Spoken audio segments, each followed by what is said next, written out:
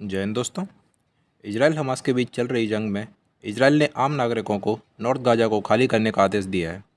Israel की चेतावनी है कि नॉर्थ गाज़ा में जो भी फ़लस्तीनी इजरायली सेना को मिलेगा उसे हमास का आतंकी समझा जाएगा और उसे मार दिया जाएगा। बता दूं कि इजराइल अभी तक एयर स्ट्राइक कर रहा था, पर अभी इजराइल अपनी ज़मीनी सेनाओं को गाज़ा में लैंड इन्वेजन कराना चाहता है।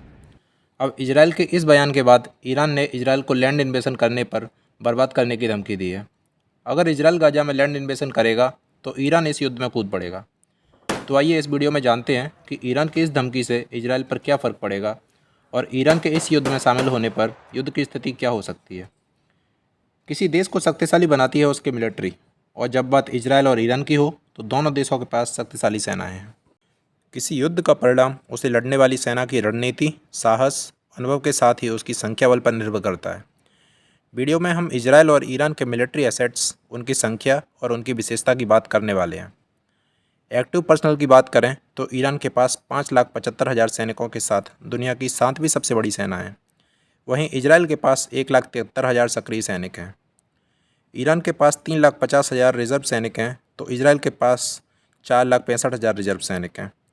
आपातकाल की स्थिति में सेना में भर्ती होने योग्य लोगों की संख्या ईरान में 4,07,76,000 है, तो वहीं इजराइल में यह संख्या 31,11,300 है। पर आपको बताना चाहूँगा कि इजराइल में देश के नागरिकों को 2 साल मिलिट्री में सर्विस देना अनिवार्य है। इस हिसाब से इजराइल की आबादी के बड़े हिस्से के पास सेना में सेवा देने का अनुभव है। ईरान के पास पैरामिलिट्री सैनिकों की संख्या 90,000 है तो इजराइल के पास यह संख्या 8,000 है। बात की जाए डिफेंस बजट की तो ईरान का defence budget 55.5 billion US dollar है। ईरान अपनी सेना पर सबसे ज़्यादा खर्चा करने वाले देशों की सूची में 40वें स्थान पर है। इसकी तुलना में इजराइल का defence budget 243 billion US dollar है, जो दुनिया का सेना पर सबसे ज़्यादा खर्च करने वाला 17वां देश है। लैंड पावर में ईरान के पास 4,071 टैंक हैं, जिनमें जुल्फ़िकार सीरीज के टैंक और नए कर्रार टैंक ईरान के मैन बैटल टैंक हैं। वहीं इजराइल के पास मरकबा सीरीज के मैन बैटल टैंक हैं, जिनकी संख्या 2,200 है। ईरान के पास 69,685 आर्म्ड व्हीकल हैं तो इजराइल के पास 56,290 आर्म्ड व्हीकल हैं। सेल्फ प्रोपेल्ड आर्टिलरी ईरान के पास 580 और इजराइल के पास 650 की संख्या में है। टोर्ड आर्टिलरी ईरान के पास 2,050 की संख्या में है तो इजराइल के पास टोर्ड आर्टिलरी की संख्या 300 ही है। आपको बता दूं दोस्तों कि टोर्ड आर्टिलरी ही किसी भी ज़मीनी युद्ध की दिशा निर्धारित करने में अहम भूमिका निभाती है।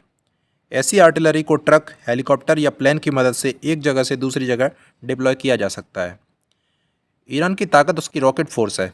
ईरान के पास 1,085 मोबाइल रॉकेट प्रोजेक्टर्स हैं, जिसकी मदद से ईरान हज़ारों की संख्या में बीम 21 ग्रेड जैसे रॉकेट्स को दागने की क्षमता रखता है। इजराइल के पास मोबाइल रॉकेट प्रोजेक्टर्स की कुल संख्या 300 ही है। आपने गौर किया होगा कि खाड़ी देश शुरू से ही इजराइल पर हमला करने के लिए रॉकेट्स का इस्तेमाल करते आ रहे हैं, क्योंकि यह अन्य जटिल मिसाइल सिस्टम की तुलना में सस्ते होते हैं और इन्हें दुश्मन की निगाह में आए बिना हमला करने के लिए ज़्यादा उपयोगी माना जाता है। इन रॉकेट्स के हमले को रोकने के लिए इजराइल के आयरन डोम सिस्टम को तामीर मिसाइल लॉन्च करनी पड़ती है, जो इन रॉकेट्स से कई गुना ज़्यादा महंगी होती है। इस तरह इनकी मदद से इजराइल को बड़ा आर्थिक नुकसान पहुंचाया जा सकता है। बात अगर नवल पावर की जाए तो ईरान के पास 101 की फ्लीट स्ट्रेंथ है। वहीं इजराइल के पास जहाज़ों की कुल संख्या 67 है। दोनों ही देशों के पास कोई एयरक्राफ्ट कैरियर या हेलो कैरियर नहीं है, पर ईरान के पास 19 सबमरीन हैं और 7 फ्रिगेट हैं। वहीं इजराइल के पास 5 सबमरीन हैं। इसके अलावा ईरान के पास 3 कॉर्वेट हैं तो इजराइल के पास इनकी संख्या 7 है। ईरान के पास 21 पेट्रोल वेसल हैं। इजराइल के पास पेट्रोल वेसल की संख्या 45 है। तो आपने देखा कि ईरान की नौसेना संख्या बल में इजराइल से बड़ी है और आधुनिकीकरण कर रही है। ईरान जो सबमरीन ऑपरेट करता है उसमें मुख्यतः गधीर क्लास और नहांग क्लास सबमरीन है, जो डीजल इलेक्ट्रिक अटैक सबमरीन है, जो टॉर्पीडो अटैक के साथ ही संभवतः एंटी-शिप क्रूज मिसाइल लॉन्च कर सकती है। दूसरी तरफ इजराइल के पास स्ट्रॉन्ग डोमेस्टिक डिफेंस इंडस्ट्री और अमेरिका और यूरोपियन आपूर्तिकर्ताओं तक पहुंच के कारण एडवांस मिसाइल्स और शिप्स हैं, जिनमें इजराइल की मॉडर्न डॉल्फिन क्लास सबमरीन भी शामिल है, जो एटॉमिक क्रूज मिसाइलों से हमला करने में सक्षम है। एयर पावर की बात करें तो इसमें इजराइल ईरान को डोमिनेट करता है। ईरान के पास कुल 541 एयरक्राफ्ट हैं, वहीं इजराइल के पास एयरक्राफ्ट की कुल संख्या 601 है। इजराइल के पास 32 डेडिकेटेड अटैक एयरक्राफ्ट हैं, वहीं ईरान के पास इनकी संख्या 23 है। ईरान के पास 86 ट्रांसपोर्ट एयरक्राफ्ट हैं तो इजराइल के पास इनकी संख्या 15 है। ईरान के पास 26 ट्रेनर एयरक्राफ्ट हैं तो इजराइल के पास इनकी संख्या 153 है। स्पेशल मिशन को पूरा करने के लिए ईरान के पास सिर्फ 9 एयरक्राफ्ट हैं तो इजराइल के पास इनकी संख्या 23 है। यूँ तो ईरान और इजराइल के पास 126 हेलीकॉप्टर हैं, लेकिन इजराइल के पास इनमें से 48 अटैक हेलीकॉप्टर हैं, जबकि ईरान के पास ये सिर्फ 12 की संख्या में है। एयरक्राफ्ट रिफ्यूलिंग के लिए इजराइल के पास 11 टैंकर एयरक्राफ्ट हैं, जबकि ईरान के पास इनकी संख्या 7 है। इजराइल की वायुसेना को लंबे समय से दुनिया की सर्वश्रेष्ठ वायुसेनाओं में गिना जाता रहा है। इजराइल के पास 27 से अधिक की संख्या में दुनिया की 5वीं पीढ़ी के अमेरिकी F-35 लड़ाकू विमान हैं। इसकी तुलना में ईरान की वायुसेना की रीढ़ 63 F-4 और 26 F-14 एयरक्राफ्ट हैं, जो सभी पुराने हो चुके हैं और स्पेयर पार्ट्स की कमी से जूझ रहे हैं। ईरान एकमात्र ऐसा देश है जो अमेरिका निर्मित F-14 का संचालन करता है।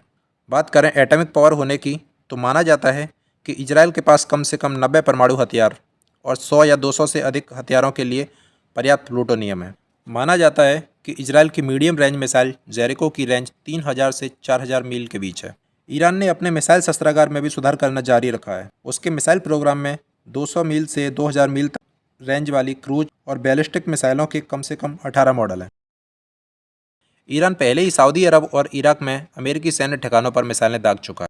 इन सब के अलावा इजराइल के पास अमेरिका जैसे सुपर पावर देश का सपोर्ट है, जो ईरान के पास नहीं है। अमेरिका और इजराइल के बीच संबंध बेहद घनिष्ठ हैं। दोनों देश सैन्य और खुफिया मुद्दों पर एक दूसरे का सहयोग करते हैं। हमास और ईरान के विरुद्ध तो अमेरिका अपना सबसे शक्तिशाली aircraft carrier Gerald R Ford को मेडिटेरियन सी में उतार चुका है। इसके अलावा बीते कुछ सालों में इजराइल के संबंध सऊदी अरब, संयुक्त अरब अमीरात जैसे देशों के साथ ठीक हुए हैं, जिस कारण इन देशों का मौन समर्थन इजराइल को मिल सकता है। दोनों ही देशों के संबंध ईरान के साथ खराब रहे हैं। यूरोपीय देश जैसे जर्मनी, इटली और यूके ने भी इजराइल को अपना समर्थन दिया है।